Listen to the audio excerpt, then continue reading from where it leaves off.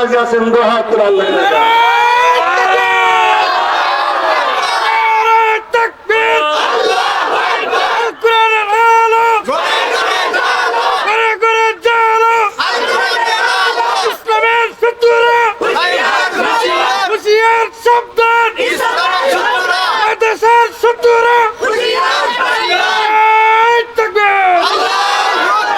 সম্মানিত আজকের এই তৌহিদি জনতা, আপনার আমার সকলের নন্দিত নেতা, গোটা বিশ্বের শোষিত নির্যাতিত নিপীড়িত জনতার মুক্তির দিশারি জনাবে মুহাম্মদ রাসূলুল্লাহ, সকলে বলুন সাল্লাল্লাহু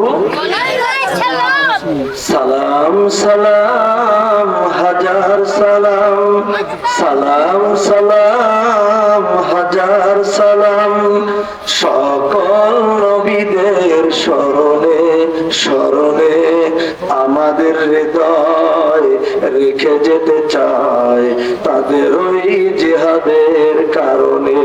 মোহাম্মদ বলেন সালাম সালাম হাজার সালাম। কোরআন হাদিসের কথা বলতে, সত্যের পথ চলাতে, হাসি মুখে যারা দিয়ে গেল প্রাণ, সেই স্মৃতি নিয়ে গেয়ে যাই গান। ঠিক আছে, তাদের বিজয় মরণে মরণে আমাদের হৃদয় রেখে যেতে চায় তাদের ওই জিহাদের কারণে। জিহাদ করতে কারা কারা রাজি আছেন? দু হাত তুলে আল্লাহকে দেখা।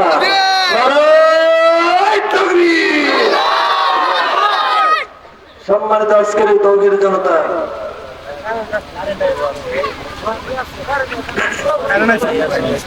আমি আজ আপনাদের সামনে আজকে আমার আলোচনার বিষয়বস্তুর মধ্যে যদি সুযোগ হয় এমন একজন ইমানদার মহিলার কথা আজকে আলোচনা করব, দুনিয়া থাকতেই যার জন্য জান্নাতের দরজা খুলে গিয়েছিল। চিৎকার মেরে বলুন সুবহানাল্লাহ। আর মামুনদের জন্য রিজার্ভ পয়েন্টে কিছু কথা বলা অবশ্যই জরুরি দরকার, কারণ ওনারাই তো দেশের সরকার। ঠিক না বাড়ি দরকার? কারণ হলো বস্তার চেয়েও সস্তা, বস্তার চেয়েও ভারী, সেটা হচ্ছে আপনাদের বাংলাদেশের নারী। আমি কি তাদের জন্য কিছু না বলে পারি? কি কথা বলেন না কেন? অবশ্যই তো বলতে হবে। যুবকরা মনে করতেছে হুজুর তো আমাদের কথা কিছুই মানে ঘোষণা দিল না। যুবকদের ব্যাপারেও কিছু মিষ্টি মধুর কিছু আলোচনা আছে, মিষ্টি মিষ্টি কিছু ভাষ আছে, মিষ্টি মিষ্টি ভাষ। আমল করলেই তোমরা পরকালের জন্য হইতে পারবে পাস। কথা ঠিক না ঠিক? মামুন, আপনারা যে বসে আছেন অধীর আগ্রহের সাথে, আমি আপনাদের জন্য রাসূলুল্লাহর হাদিস থেকে অন্তত 5টা হাদিস বলবো ইনশাআল্লাহ, যেগুলো আপনাদের জন্য আমল করাও সহজ, আপনার জন্য জান্নাতের রাস্তাও হবে সহজ। জোরে গান সুবহানাল্লাহ। তো ইমানদার মহিলার কথা বলার আগে ইমানের কত দাম, ইমানের কত মূল্য, এটা বুঝতেইতে যাইয়া একটা ঘটনা বলবো, যে ঘটনাটা এই পৃথিবীর ইতিহাসে একটা মর্মান্তিক ঘটনা ঘটে গিয়েছিল, ইতিহাসের পাতায় লিপিবদ্ধ আছে যে একজন ইমানদার যদি একটা এলাকায় থাকে ওই এলাকাবাসী কতটুকু উপকৃত লাভ করে, এটা বুঝাইতে যাইয়াই এই ঘটনাটা আজকে আপনাদের সামনে পেশ করতে চাই। কি শুনবেন? সেটা হলো আমাদের এই এশিয়া মহাদেশের মধ্যে একটি দেশ আছে, যে দেশের নাম হচ্ছে মালদ্বীপ। জোরে বলুন কোন দ্বীপ? নাম শুনেছেন তো আপনারা? এই মালদ্বীপে আজ থেকে অনেক বছর আগে, বহু কয়েক বছর আগে বিশ্বের বিশিষ্ট পর্যটক আল্লামা ইবনে বতুতা সফর করার জন্য গিয়েছিলেন। যে দেখেন যে সেই মালদ্বীপের জমিনে অনেকগুলি মসজিদে আযান হচ্ছে নামাজের সময়। সুবহানাল্লাহ বলেন। ইবনে বতুতা জিজ্ঞেস করে, ভাইজান ও মালদ্বীপের মানুষেরা, কত দেশে আমি সফর করলাম, সব দেশের ইতিহাস আমার ডায়েরির মধ্যে লেখা আছে, এই মালদ্বীপে তো সাহাবায়ে কেরামের কোন জামাত আসে নাই, তোমরা কেমন করে ইসলাম কবুল করলে? তোমাদের এই মালদ্বীপের মানুষের ইসলাম নেওয়ার ইতিহাসটা একটু আমার কাছে খুলে বলো। মালদ্বীপের মানুষ তখন বলে, হুজুর শুনেন, আপনি বিশ্বের বিশিষ্ট পর্যটক আল্লামা ইবনে বতুতা ভালো করে শুনে রাখেন, আমাদের এই দেশের মধ্যে কোন মানুষ লা ইলাহা ইল্লাল্লাহ মুহাম্মাদুর রাসূলুল্লাহ বলা জানতো না, তবে একজন হাবেশ সাহেবের উসিলায় গোটা মালদ্বীপের মানুষ কালেমা করে মুসলমান হয়েছে। একটু জোরে বলা যাবে কি সুবহানাল্লাহ? কয়জন হাবেশ সাহেব? তাহলে হাফেজ তৈরির দরকার আছে না নাই? জিজ্ঞেস করা হলো হাবেশ সাহেবের বাড়ি কোথায়? বড় হলো বাড়ি এই দেশে নাই। ইবনে বতুতা তার ডায়েরির মধ্যে লিখেছেন, ওই হাবেশ সাহেব সৌদি এলাকা থেকে চীন দেশে যাওয়ার পথে রাস্তার মাঝে প্রতিকূল বাতাসের কারণে, ঝড় তুফানের কারণে নৌকাটা ভেঙে যায়। নৌকা ভাঙ্গার কারণে সমস্ত লোকজন মালমাত্রা সহকারে ডুবে যায়। ওই হাফেজ সাহেবের নাম হাফেজ আবুল বারাকাত রহমাতুল্লাহি আলাইহি। নামটা মনে রাখবেন, কি নাম? হাফেজ আবুল বারাকাত। নৌকার মানুষকে কোথায় গেছে কোনো খবর নাই। ওই হাফেজ সাহেব নৌকার ভাঙ্গা একটা তত্ত্বের উপর চড়ে দুই হাত দিয়ে পানি টানতে টানতে মালদ্বীপের কিনারায় এসে লাগলো। একটু সুস্থ হওয়ার পর হাফেজ সাহেব চিন্তা করে, আমি তো ছোট্ট মানুষ, মূসা নাই, দাড়িও জ্বালাই নাই, একেবারে ছোট্ট মানুষ, তবে অনেক জ্ঞান বুদ্ধি আছে, কিশোর ছেলে, নওজোয়ান। হাঁটতে হাঁটতে মালদ্বীপের কোন ধনী বাড়িতে না যাইয়া এক গরিব মানুষের বাড়িতে গিয়ে বলতেছে, বাড়িতে কে আছেন গো? বাড়ির ভিতর থেকে এক বৃদ্ধা মহিলা বের হয়ে আসে, বলতেছে, বাজান তোমার বাড়ি কই? কয়, বাড়ি যেখানেই হোক না কেন, আমি বড় বিপদগ্রস্ত, আপনার বাড়িতে আমি একটু থাকতে চাই। এবার বুড়ি ডাকতে বলে, ওগো আল্লাহর বান্দা, আমি এতই গরিব মানুষ, মেহমানকে খাইতে দেওয়ার মতো কোন সামর্থ্য আমার কাছে নাই। অবিদেশী মেহমান, আমার স্বামী বেঁচে নাই, উপযুক্ত কোন পুত্র সন্তান আমার নাই, আমি কি দিয়া তোমার মেহমানদারি করব? হাফেজ সাহেব বলে, বুড়িমা আপনার চিন্তা করতে হবে না, আমি কি খাবো, কি করব, গায়ে যতক্ষণ পর্যন্ত বল আছে জঙ্গল থেকে খড়ি কেটে নিয়ে আসে আমি নিজেও খাবো, আপনাকেও কিছু দেওয়ার জন্য চেষ্টা করব। মা, খানা পিনার চিন্তা আপনার করতে হবে না। বুড়ির বাড়িতে হাফেজ সাহেব থাকে আর জঙ্গল থেকে খড়ি কেটে নিয়ে আসে। দেখতে দেখতে 6 মাস পর হয়ে গেল। এই বুড়ির সাথে এই সন্তানের একটা সম্পর্ক কায়েম হয়ে গেল। নিজেও খায়, বুড়িকে ওই খড়ি বেচা কিছু পয়সা দেয়। বুড়ি এবং হাফেজ সাহেবের দিন সুস্থ মতো চলে যায়। কিন্তু বুড়ির একটা মাত্র কন্যা ছিল বাবা, অত্যন্ত সুন্দরী রূপসী যুবতী কন্যা। এই কন্যা নিয়েই হলো বড় বিপদ। আমি জানতে পারলাম বহু মায়ের জাতি এসেছেন বক্তৃতা শোনার জন্য। মাগো, আজকে অবশ্যই আপনাদের সম্পর্কে কিছু কথা বলবো। চেহারা যদি মানুষের সুন্দর হয়, গরিবের ঘরে যদি সুন্দরী নারী পয়দা হয়, গরিবের ঘরে যদি সুন্দরী মিয়া পাওয়া যায়, ওই গরিবের ঘরের সুন্দরী নারীর প্রতি অনেকেরই নজর পড়ে। জোরে কোন ঠিক না বেঠিক? মুসলমান বন্ধুরা আমার খেয়াল করেন, হাফেজ সাহেব কিন্তু বিয়ে করতে চায় না সুন্দরী মেয়েটাকে। দেখতে দেখতে 6 মাস যখন পার হয়ে গেল বাবা, এই 6 মাস পরে একদিন হাফেজ সাহেব আসরের নামাজের টাইমে দেখে, কোন সময়? আসরের নামাজের টাইমে দেখে বুড়ির বাড়ির ভেতর কান্নাকাটির আওয়াজ। জিজ্ঞেস করে, বুড়িমা, ও বুড়িমা, আপনি কাঁদেন কেন বাবা? এই বাড়ির থাকতে থাকতে আপনাদের সঙ্গে একটা সম্পর্ক কায়েম হয়ে গেছে।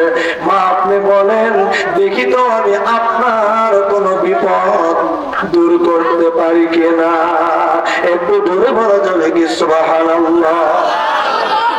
মানুষ যদি বিপদে পড়ে ওই বিপদের হাত থেকে রক্ষা করা মানুষেরই দায়িত্ব। দর্দে দিল কে লিয়ে পয়দা কিয়া ইনসানু কো और न तो आद के लिए कुछ कम न था करो बया। এবার বুড়ি ডাকতে বলে বাবা আল্লাহর বান্দা, এত বড় বিপদ যেন আল্লাহ কোন মানুষকে না দেয়। আমার স্বামী বেঁচে নাই, উপযুক্ত কোন পুত্র সন্তান আমার নাই, একটা মাত্র বেটি। আমার দেশের কোন মানুষই মুসলমান বা ইসলাম ধর্মে নাই। আমরা সবাই পৌত্তলিক মানুষ, দেবতার পূজা আমরা করি। আমার দেশে বড় একটা দেবতা আছে, প্রত্যেক মাসে মাসে একটা করে কুমারী মেয়েকে চায়। নাউজুবিল্লাহ বলেন। ওই সমুদ্রের তীরে আছে একটা মন্দির, ওই মন্দিরের ভিতরে একজন দেবতা আছে, প্রত্যেক মাসে মাসে একটা করে কুমারী মেয়েকে ভোগ দিতে হয়, উপহার দিতে হয় দেবতাকে। আর সকাল বেলায় দেখা যায় ওই কুমারী মহিলার লজ্জাস্থান থেকে রক্ত বের হচ্ছে, আর ওই কুমারী মেয়েকে তাজা পাওয়া যায় না, মুর্দা অবস্থায় মন্দির থেকে বের করে এনে আমরা তাকে দুনিয়ার থেকে বিদায় করে দেই। বাবা, আমার কান্নার কারণ একটাই, প্রত্যেক মাসে মাসে একটা করে কুমারী মেয়েকে ভোগ দিতে হয়, উপহার দিতে হয় দেবতাকে। আমার দেশের বাদশা চিন্তা করছে কোন মাসে কার মেয়ে যাবে, হঠাৎ করে বললে হয়তো যেতে চাবে না, এই জন্য লটারি দিয়ে দিয়ে মহিলাদের নাম বাপ মায়ের নাম লেখা রাখা হয়। হাফেজ আবুল বারাকাত রে, আজকে আমার একমাত্র কন্যার ওই দেবতার কাছে যাওয়ার দিবস। জোরে কান নাউজুবিল্লাহ। ও হাফেজ সাহেব, পারবে কি তুমি? হাফেজ সাহেব, পারবে কি তুমি আজকের এই বিপদের হাত থেকে আমার মেয়েকে রক্ষা করতে পারবে কিনা?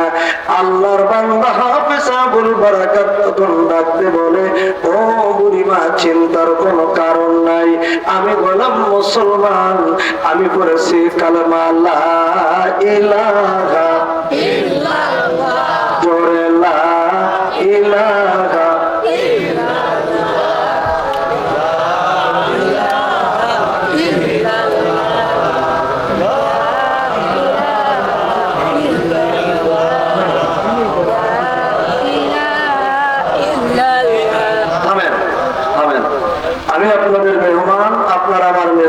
মেহমান হয়ে যে কথাগুলো বলবো আপনারা কি শুনবেন? যা বলবো তাই শুনবেন? যদি বলি একটু দাঁড়ান, তাহলে কি দাঁড়াবেন? সত্যি দাঁড়াবেন? দেখি তো আল্লাহর রাস্তায় একটু দাঁড়ান তো দেখি। মা বোন, আপনারা একটু দাঁড়ান। এবার দুই হাতটা দুই দিকে একটু ঝাঁকি দেন, হ্যাঁ, কারণ মুখে যেন ঘুষি টুসি না লাগে, সাবধান। হ্যাঁ, কোমরটা একটু নাড়াচাড়া দেন, বলেন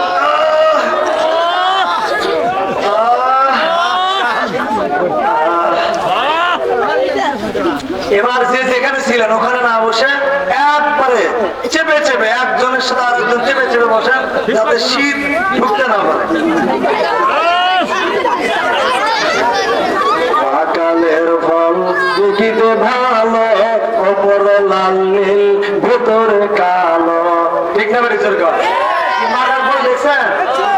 সকালের ফল দেখিতে ভালো, ওপরে লাল নীল ভেতরে কালো, সারা জনম এমনই গেল, সারা জনম এমনই গেল, খাইতে আমি পারলাম না, যার দিলে নাই খোদার রিস্ক, তার সাথে ভাব রাখো না, যার দিলে নাই খোদার রিস্ক, তার সাথে ভাব রাখো না। জোরে কান মারহাবা। আমার বন্ধুগণ, ওই বুড়ির বেটি দেবতার হাত থেকে বাঁচার জন্য কান্নাকাটি করতেছে, আর হাফেজ আবুল বারাকাত তাকে রক্ষা করার জন্য চেষ্টা করতেছে। মনে আছে না নাই? কি শুনবেন? সবাই শুনবেন? এবার বুড়ির বেটিকে ওই দেবতার হাত থেকে রক্ষা যদি করতেই হয়, তাহলে আগে ঈমান থাকার দরকার আছে না নাই?